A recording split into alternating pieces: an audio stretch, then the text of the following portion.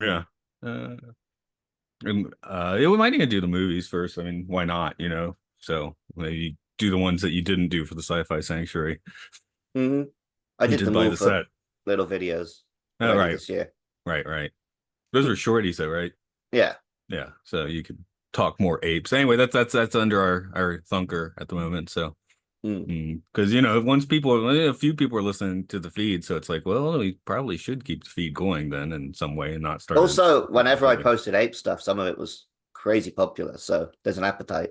Okay, and I th keep the podcast artwork because you can still call it podcast 1999, but I'm just going to stick like an ape base in the middle of the podcast artwork when we start that, just like smack in the middle. Let's see. I hit the record already, getting the notes up. I've found recently it's easier if you just bring up the prologue on Wiki Oh, okay. on your end. Yeah, I just there's been so much tomfoolery on the Zoom end, so I've been making a guest do that part too recently.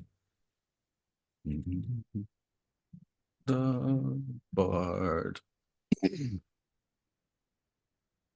I've got it. Okay. Yeah, sure. Well, let's just bump into it. My notes are really dirtier than usual. I can't read half of them for the show. It's all about his little tights and his short shorts. Well, let's see what I wrote. Before we do the show proper, I'll read my dirty notes. All right. Never bullshit a bullshitter. Um, I wrote kill the soundtrack a lot. I came in willing to give this episode the benefit of the doubt, but it really does eat shit. Okay. Oh, interesting. This is the first time I thought about just stopping the episode and bullshitting the podcast.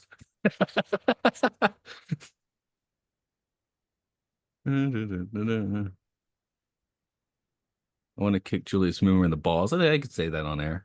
Uh, maybe it's not quite as dirty as I remember. I was also pissed because I fell asleep and then woke up and it was like 1:30. I was like, fuck, I still have to finish the episode. So Hmm.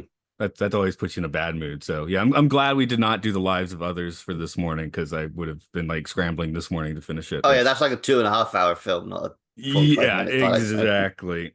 And now I'm finished with the 50-minute Twilight Zones. It's the last of those, so I can get back to 25-minute Twilight Zones. Hmm. Okay, give it five, and I'll start the thing. Welcome to Time Enough Podcast, wherein we take a look at all the episodes of the Twilight Zone. This is Matt here. There is Luke. Hi. Forsooth, 'tis I. Good, you got it ready. You heard me go with the first word. I was like getting classy, and then I realized my vocabulary was just like not ready for instant um access. Alas, thou art nothing but a knave. Right. That's You ex egg! Mr. I Knave spit here. at I'm thee, an I bite egg. my He's thumb at thee. spitting. This is why Luke requested the episode, which is good because I almost assigned it to someone and they might have been angry.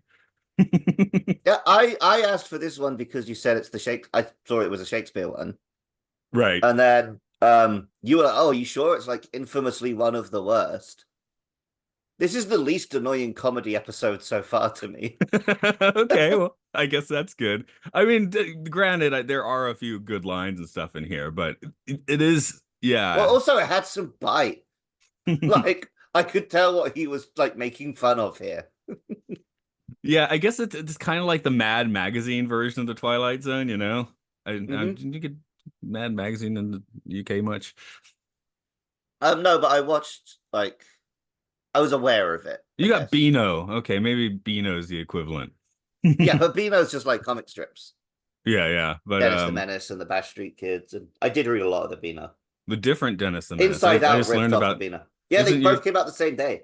isn't your Dennis the Menace like way more evil and vindictive? I out the contrast between American Dennis the Menace and British Dennis the Menace is one of my favorite things because American Dennis the Menace is like, oh, oopsie, did I do that? And British Dennis the Menace is like, I'm gonna smash up this house for a laugh.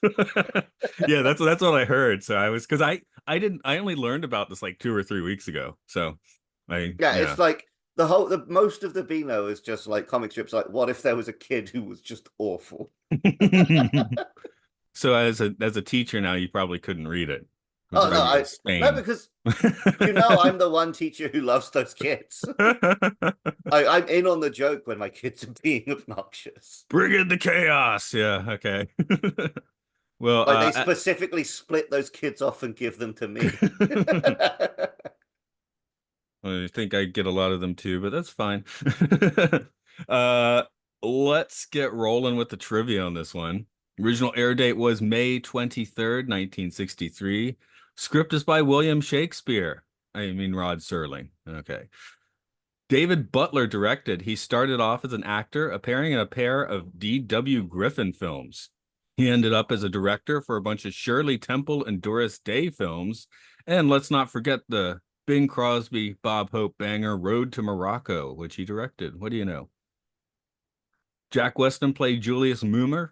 He leaned into funny man roles in a wide range of films, starting with Please Don't Eat the Daisies and Audrey Hepburn's Wait Until Dark to 80s stuff like Dirty Dancing and Short Circuit 2, where Is we he the probably dad in did. Dirty Dancing? Is he? Okay. Weird.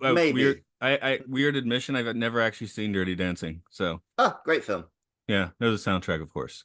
Of course, I know Short Circuit 2, but I didn't, didn't See, make that connection. for most people, Dirty Dancing is the one they would have seen in Short Circuit too. Might have Welcome to escaped my their world. notice. I know. You're like, of course I've seen Short Circuit too. Come on, what do you take me for? It's got a robot. It's got Johnny Five. Of course, I've seen it. What does Dirty Dancing have? Dirty Dancing? See that in other movies. I've also never seen Roadhouse. I have like a serious Swayze hole in my I haven't viewing. seen Roadhouse, but Matty was describing it to me and it sounds hilarious. Yeah, he just punches people the whole time, which I'm like, It's just like I need to watch that. I don't know why I haven't seen it. it's like what if the toughest guy who ever lived was just the bouncer at like some random bar? I'm like, Yeah, okay, that sounds like a humorous concept.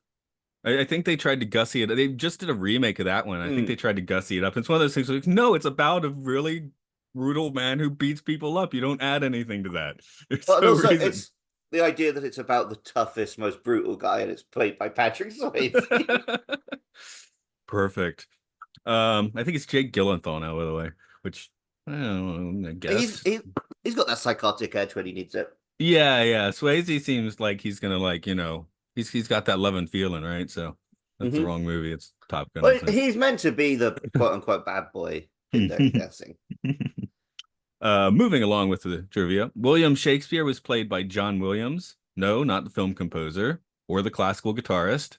This guy was a character actor that also showed up in Dial M for Murder, Sabrina, and Witness for the Prosecution, where we recently saw him and did not remember seeing him there because, well, he's I mean, gussied he up as probably wasn't doing the Shakespeare. Shakespeare stick in that. Yeah. Yeah, he didn't have the hair and stuff going on, right?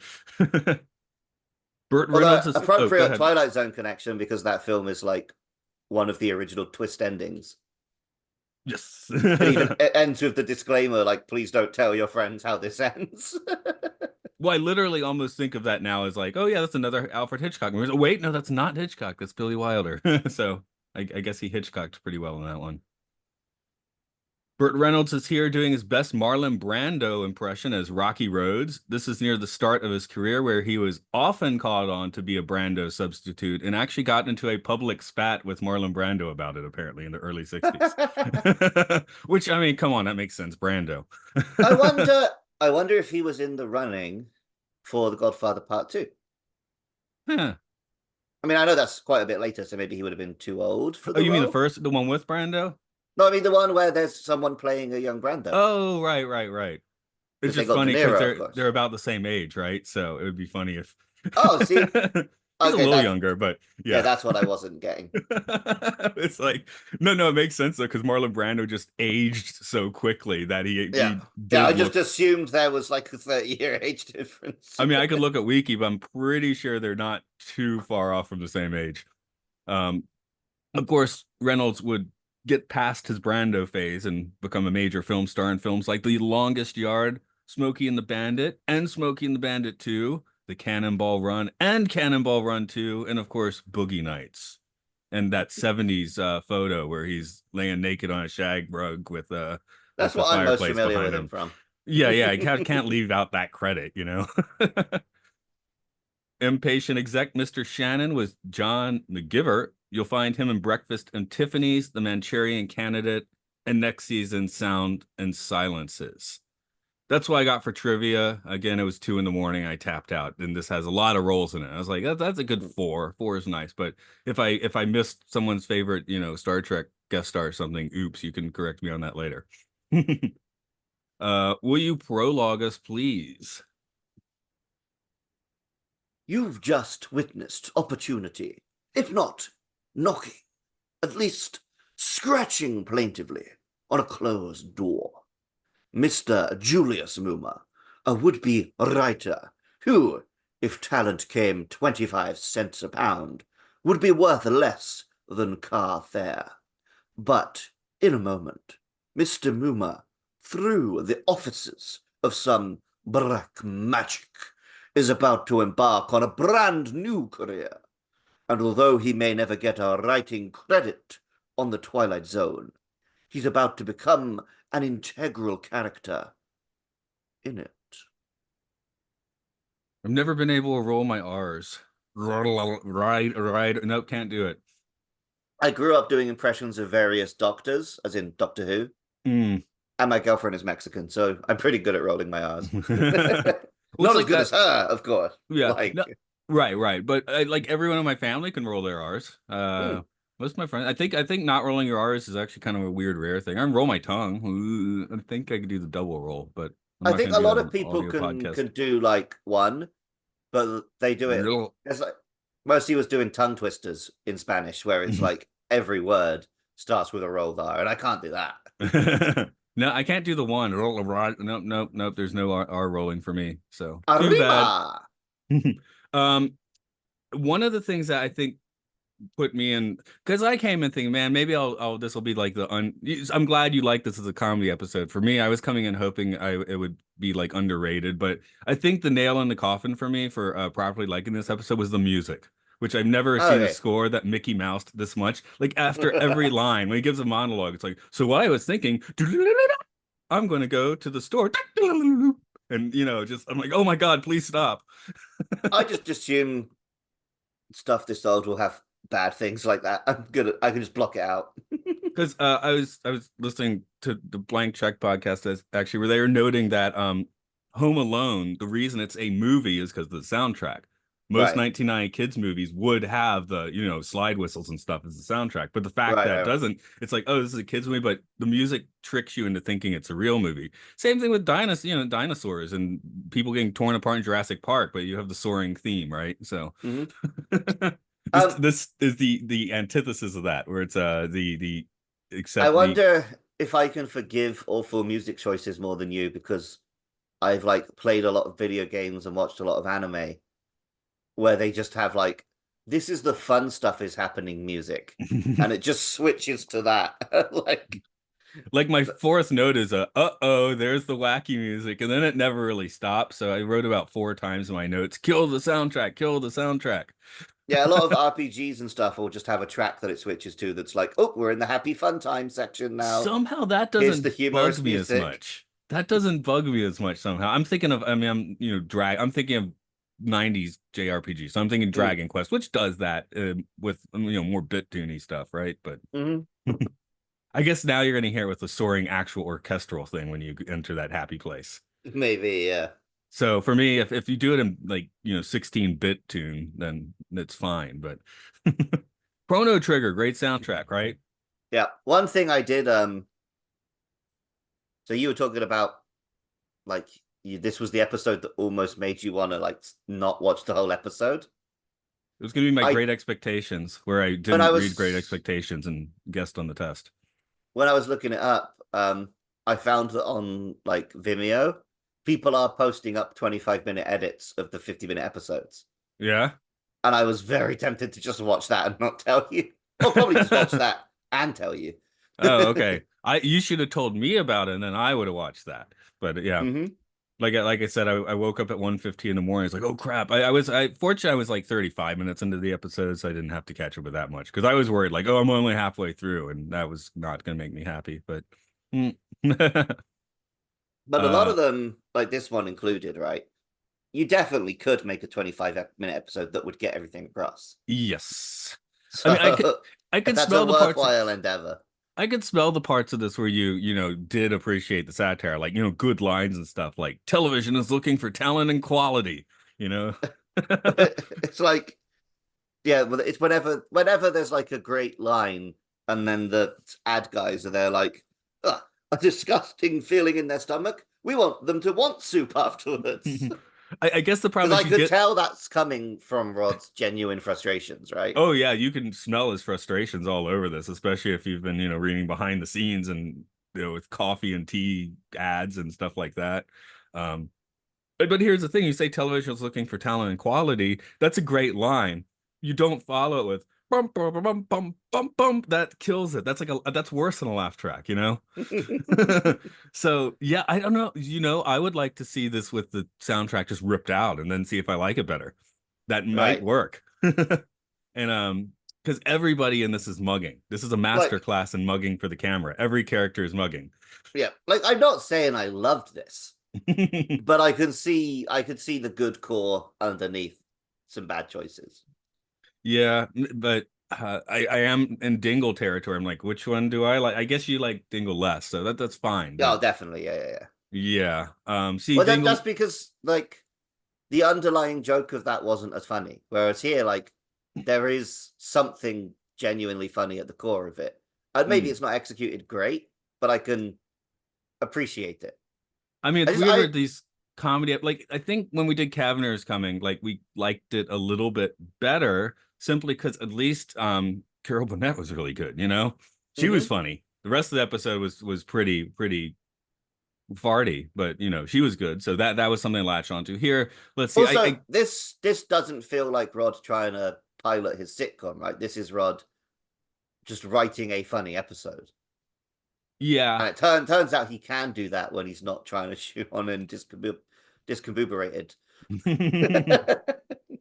Like we recently did on this podcast, Horace Ford was a few episodes ago, and that's one where it was like written by a completely outside writer and actually from an earlier story, like predating the Mm, Twilight Zone. So that one felt pretty off-brand. This one feels a little more on-brand, but I don't know. Some of the comedy episodes I would benefit from a little bit more darkness, like this one mm. might in This one had, particular. I think this one did have a little more than some.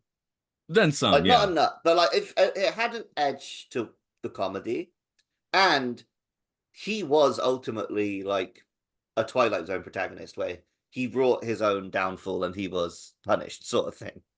A Shakespearean tragedy, yes. Yes. I mean, Literally. the bit that bothered me wasn't the music, it was the wow, this is a 1960s American's idea of what Shakespeare was. Yeah. But like Shakespeare was like a working class guy. He wasn't walking around dressed up like that. But Oreos, I've Francis seen Bacon. like more recent like Doctor Who's Shakespeare and stuff. I've seen a little more accurate versions of him, but obviously people weren't as familiar with that in the 60s. So I get why they did it this way. Well, I guess you know what? I mean, I've read a lot of Shakespeare. I haven't thought a lot about the dude. So, I'm just like, here's this caricature of Shakespeare. It's pretty much exactly what you'd expect. It's Um, more like a caricature of a Shakespeare character than yeah, Shakespeare yeah. himself. Because he keeps quoting himself. I'm like, you know what? I bet I don't Shakespeare couldn't quote himself. yeah, no. Like Shakespeare's plays were like our podcast, right? You piss one out this week, so you have to bleep that. I don't, I and didn't say and then we that. don't like I don't think about it again. Say that's what I'm saying. Like I Like if doubt someone came up to Shakespeare me him. often on Twitter, like Mass will retweet with something we said in a game show, and I'm like, what? This is a complete non sequitur to me because I record them and they exit my brain. Yeah. Some like Sir Patrick Stewart may very well quote Twelfth Night to you, but I doubt Mm, William Shakespeare would have done that. right. Um, how do you feel about the alternate Shakespeares, by the way? The alternate Shakespeare's. The alternate where people are like, actually Francis Bacon was writing this stuff or stuff, something like that. Um, I can imagine that it was probably more. I think some of them were provably not Shakespeare. And like yeah, he was part of a troupe, right? So I'm sure other people wrote some of them, I but guess it's like, a lot of it does get into conspiracy theory. Like okay, oh, I'm just there thinking of the clearly a Shakespeare existed. You can't just erase him. Right, like I like the theory where it was like, someone in the royal court, it was seen as looked down on for writing plays, so you get someone as your proxy, Right, but to that's a fun story. That doesn't make it true. Oh yeah, it's just a fun story. But then you're like, Francis Bacon wrote a lot of this. That makes a lot of sense. I don't like the one where they say, was it King James wrote it? That's no fun. No, no, no. I I never don't want to give the king credit for anything. Right, that's what I'm saying. I don't want to give the King credit. But yeah, it's also, I mean, I don't maybe the Twilight Zone does this, but I feel like the Twilight Zone didn't have so much of a writer's room, but modern shows, it's like uh listing all the Star Trek, whoever is on the name for story and teleplay, that's just the beginning of the iceberg. You Yeah. might have a producer who actually wrote half the thing, but does not get the credit because of, after rules or whatever. Mm-hmm. And like, especially like, this is live theater with this probably the same actors every play, right? So there was a big collaborative effort. Right, right. Things getting massaged. Maybe let's just go with the Shakespeare wrote Shakespeare and produced. Did he produce any of his plays, or was he just writing? I assumed it Oh yeah, just. well, I mean, I think he was like the in-house writer at the Globe, so he would have Yeah, so been. he's around, okay, but he's not like trying to direct. I think it is like he probably would have even appeared on stage in minor roles because everyone had to do their bit, right? Right, right. But I'm sure he was a background guard once or twice. anyway, all that to underline your point that yes, this is more of an anagram of his characters than any attempt to present a Shakespeare, which makes sense if we assume that this is dude's, basically his fever. Well, other people meet Shakespeare, so I guess it's not a fever dream, is it? Right, but it It's might just black be a magic. demon that he summoned masquerading as Shakespeare. Julius Moomer. I should remember that because I just went to Moomin Village. Okay. Should be an easy name to remember. I had to look it up. Hmm. But also, like, he's an idiot if he thinks he can just submit a Shakespearean play as modern content. Yeah, that doesn't make sense in any context. Because yeah, when they're doing the show, you're like, of course nobody wants to see this in 1963. That doesn't make sense. I'm sure I, theatre people would have enjoyed seeing it, but like, yeah. the soup guy is not going to fund it. I mean, I can't even get through Victorian novels, and that was like only 130 or so years ago. I mean, I do enjoy seeing Shakespeare performed. Oh yeah, sure. That's the whole Like point. you're meant to see it, right? I hated reading it in English class, No, I'm but sure you would. especially since reading so listeners context, Matt gave me Patrick Stewart's autobiography for Christmas, and I just finished reading it about a week ago. And now I've got a real hankering to go and see some Shakespeare because he talks a lot more about Shakespeare than he does about Star Trek. Which I appreciate in that one. Again, that's the I man get it. who's going to I quote it to really you. appreciated it, right? Because you can tell that's what he's passionate about. Right. Um, But it also made me remember, like, okay, I used to be a little bit into Shakespeare. When I visit the UK, I'm gonna have to go and catch one. how did you catch him? I'm just curiosity because in Atlanta we had our Shakespeare Tavern where it's Roughoon Wood inside, and every 2 weeks they do a different play. Every once in a while it's not Shakespeare, but in high school it was great because there was like 3 or 4 times when we were assigned to read Shakespeare and we could just go watch it there, and that was much better. Oh yeah, And we would go see it at like either a local theatre or we did go down to London. I think I even saw one in the Globe. okay. But yeah, that was the nice thing about the Atlanta one. It was nice costumes, but the set was bare, Mm. just like the Globe would have been. So Yeah, yeah, yeah. um, and then when several years out of high school, you go down there and I also get a beer, which was fun because, and then it was a little bit of a pub vibe in there as well. There was a little Mm. chit chat in the back while even plays were going on, which didn't seem totally rude in that context. Well, people are still serving food while the play's going on, so Yeah, I mean, if you were in like a fancy theatre, then you would expect it. But that's somewhere you go for the atmosphere, right? Yes, yes. I mean, I'm sure the acting was just like maybe okay. I doubt any of the acting there was spectacular, but it was fine. It's fine. I'm sure there was a couple people in there who thought they were going to make it big. Yeah, who thought, but they were working at Maybe one or two who did. they were working for a troupe in Atlanta, Georgia in the 90s. So that's not But maybe necessarily. when all the films started filming in Atlanta, they suddenly got a lot of work. Yeah, that's why I added in the 90s. Maybe All we one of had them's in Black Panther playing someone at the British Museum. all we got in the 90s was Free Jack starring Mick Jagger and Rene Russo. who married the screenwriter, and they're still married. Isn't that Hmm. weird? I think he wrote good stuff too, but he also wrote Free Jack. I don't know. After reading about Patrick Stewart's marriages, I'll believe anything.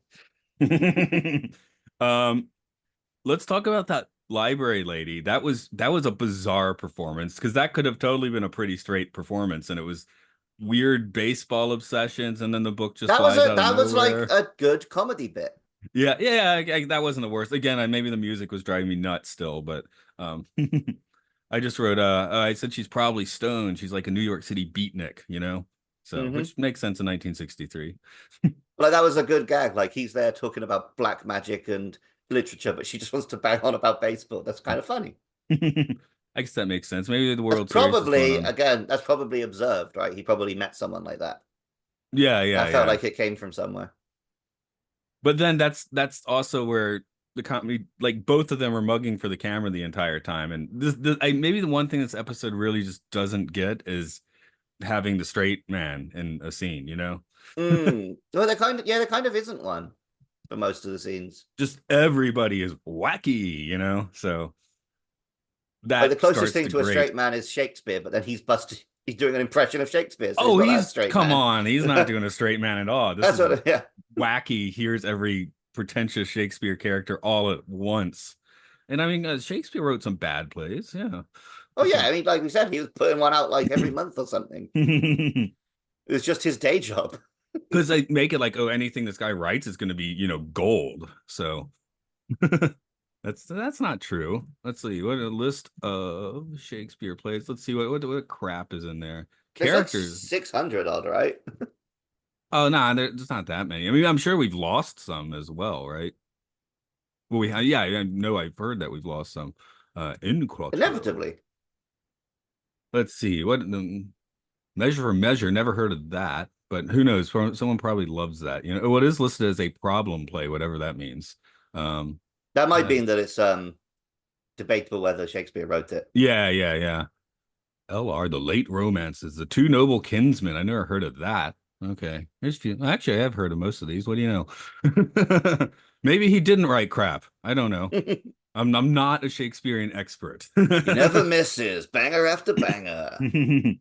No, I did. When I was in high school, also about the time I was, going to this tavern. That's when I got the book of all of them with really thin paper you could beat people over the head with. It was basically the Mm. Bible, right? It was just Shakespeare instead, Yeah, yeah, which yeah. I'd rather have that around the house anyway. Yeah, Rob Current. still has those in his house. And I remember him being very disappointed with himself when he started using them to do press ups. Well, you He's get fit with like, Shakespeare. Why not? I've gone from theater kid to jock. I'm putting my weight on Shakespeare. Putting my back in it. So let's see, library scene. I'm just having to see through my notes and seeing what jumps out at me. Um, yeah, I doubt he remembers his lines. Making coffee is also creation. Then I wanted to kill the soundtrack again. Oh yeah, so maybe this script just needs one more revision. I don't know. Maybe this. I don't even think the script needed a big change. The direction was all wrong. Yeah, that's the thing though. The director, it's like he did Road to Morocco. I'm like, well, he obviously can make a comedy movie, so that's not the problem. I mean, when was that though? 20, 15, 20 years earlier. So yes, Oh, there is yeah, that. interesting. Yeah, Road to Morocco is in the from the 40s. That's the Hope and Crosby road comedies, usually considered the best one. Oh, Which was the first time. Well, I guess the Marx Brothers are kind of live action Looney Tunes, but this was the first time people were like, "That's live action Looney Tunes," having actually seen some Looney Tunes. right. So, one I think it's Bing Crosby sells Bob Hope into slavery. So I don't know how it dates now, but that's a good plot though. Come on. Hey, here's something that kind of blew my mind. Like he kept talking about his zombie plot. At first, yeah, zombie plot. Everyone writes it. Wait, not in 1963. This is like what, Mm. 5 years before Night of the Living Dead. I was like, I guess zombies were still like considered like voodoo things at this Yeah, yeah, time. yeah. From what it sounded like, his zombie was walking talk more like a vampire, right? The Yeah, zombie he yeah. was describing. Yeah, I guess it's like how our students in Japan when we say zombie that doesn't they don't get the same Hmm. connotation necessarily. So Just they means undead. yeah, they might also think of a vampire. So I guess the zombie movie invasion hasn't reached everyone yet, and it certainly didn't in 1963 because it had not yet happened. What did you think of Moomer's TV interview? I actually thought he interviewed well because the way he talks is annoying in private conversation. On TV, I'm like, okay, that kind of works when he's Yeah, doing well, a he's TV always interview. self-aggrandizing, right? So it made sense. Yeah, that it was weird though Obviously, because it was that's funny that when. Shakespeare's there watching him take credit for all his work. I know Oh, there was a bit after that where Shakespeare quoted him, which I thought was quite funny. very, very specifically too. Yeah, just like rubbing it in as hard as possible. I mean, that's funny. Yeah, but again, each time he does it, they have the musical sting. So that's Hmm. at 1:45 in the morning is driving me nuts. That's me though. Yeah, Um, I think Matt was not quite willing to give this episode a chance. oh, I came in willing to give it a chance. Yeah, the music. I'm gonna just keep saying the music was. I really want to take the soundtrack out back and put a cap in its neck. Is it like stock music, I presume? No, Fred Steiner, is that the name on it? Here's the weird thing. It didn't say it was specifically for this. Well, I guess featured music means he did it. Fred Steiner. So he wrote music for Rocky and Bullwinkle. This works in Rocky and Bullwinkle. Oh, he wrote good music. He wrote theme music, not the theme, but he wrote most of the incidental music for the original Star Trek.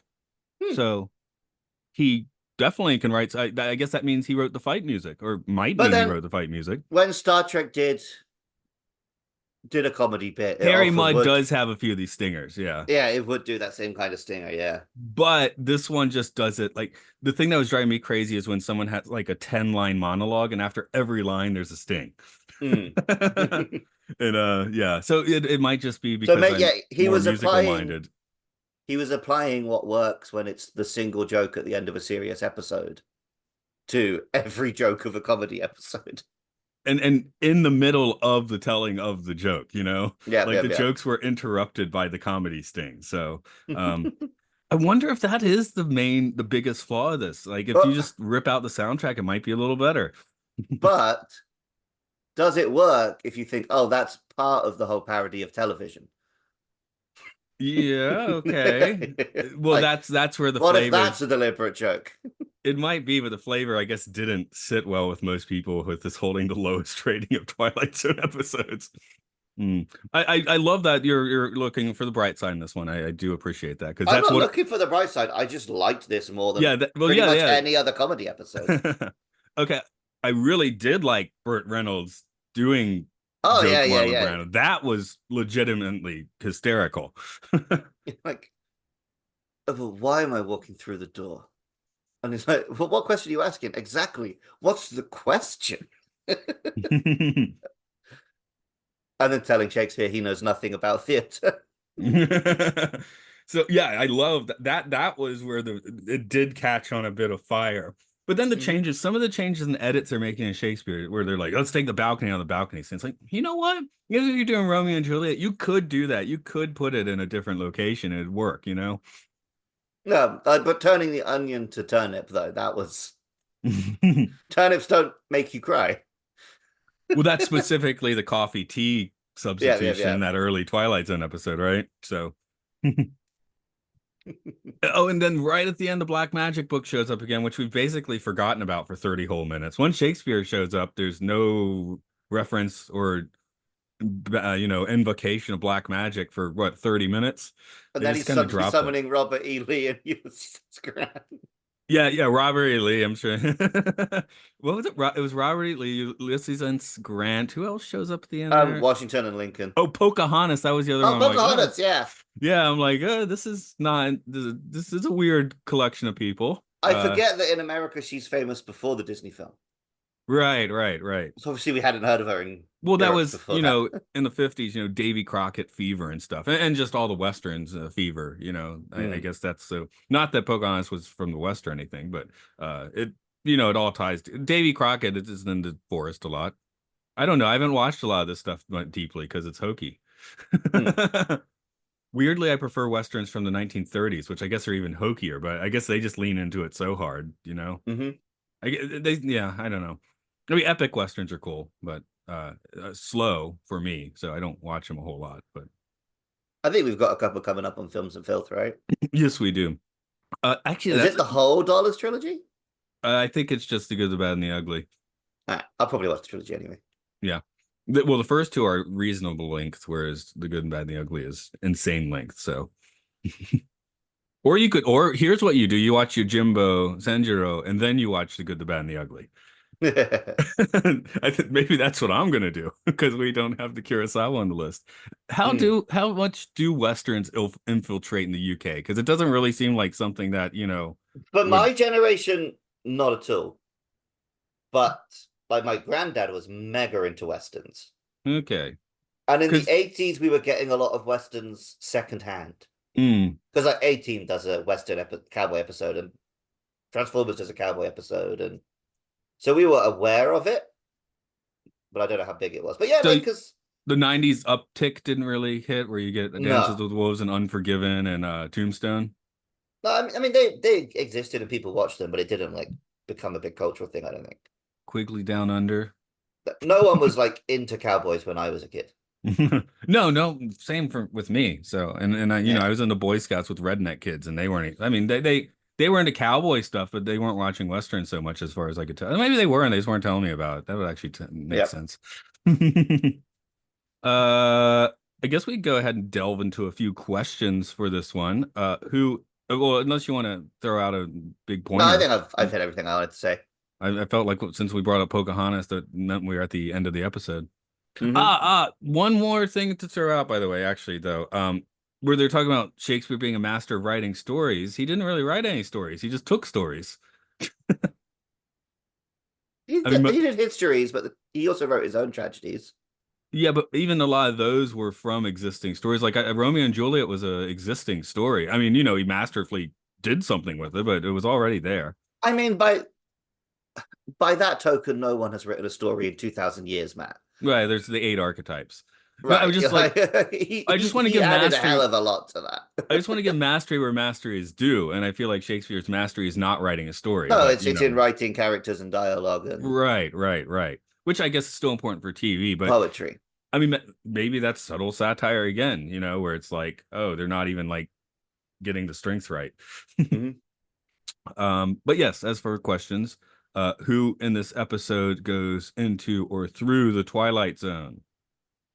I guess just Moomer, but maybe his landlady and her daughter get dragged into it a little bit. Is it I did like I thought we were going to do another Twilight Zone. Oh, he's friends with the children, so I have to like him. But like, no, he's awful to this child.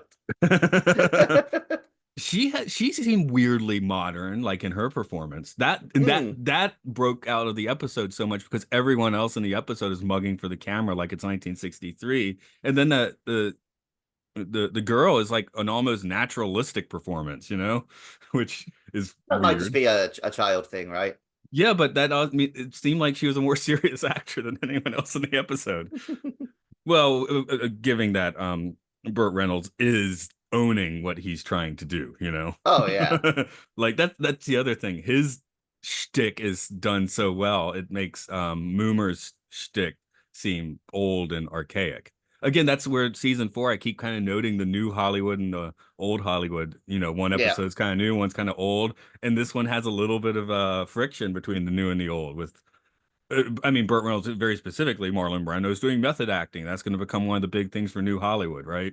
So, Well, particularly like comedy is something where you can see the times changing so clearly in front of your face. Like yeah.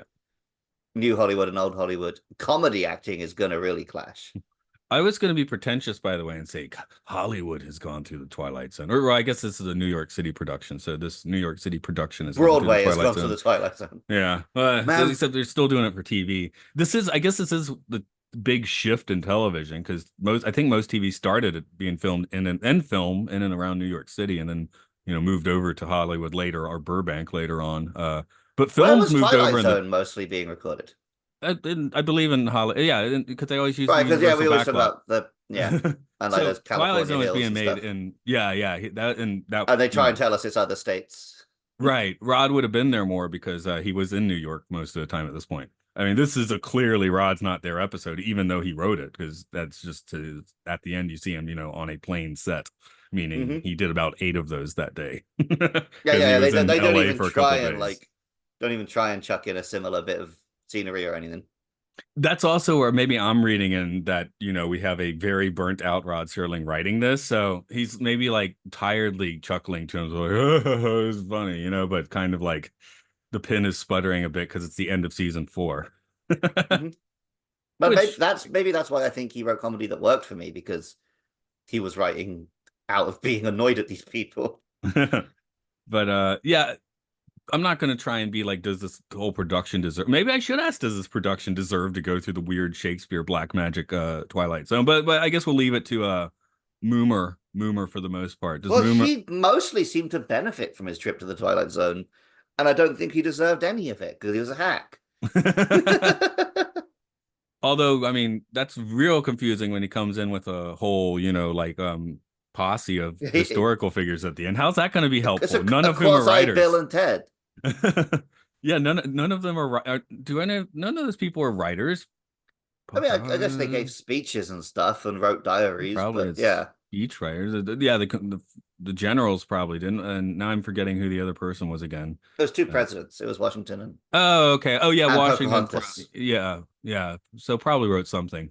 Anyway, it's just if you are trying to write screenplays, I see where Shakespeare might make a little bit of sense, but not so much his ending Well, if they're would. trying to write a documentary, they could interview them. Yeah, I guess now as consultants. Yeah. Oh, Theodore Roosevelt definitely wrote. Okay, Theodore Roosevelt was a writer, but of books, not of screenplays. But none of them wrote screenplays because they didn't have screens. I had screens when he was president. He could have. Of course, that's when they didn't really have scripts either. So maybe you're right in a way. Um, but yeah, this is a comedy episode. He doesn't deserve any happy ending, and this isn't even a happy ending. It's just a weird ending. So Is it just he's going to continue doing the same nonsense? right, and that's where. Eventually, one of them generals is just going to pop a cap in him. But that's as regular guest Andrew says, the wildest Twilight Zone episodes are when you do not see how this character can continue after the episode ends. Whereas this guy, sure you can, at least for a while before he gets that cap in his neck Yeah, or his Shakespeare head. attacked him with words, but like Ulysses S. Grant and Robert E. Lee are not going to attack him with words If I say cap in his neck twice in this episode, why am I saying that? because I just said Oh, okay. No, you said cap it. in his head. You said in his head. That's why I was like, why do I keep saying neck? Because we're both trying not to say ass. Oh, okay.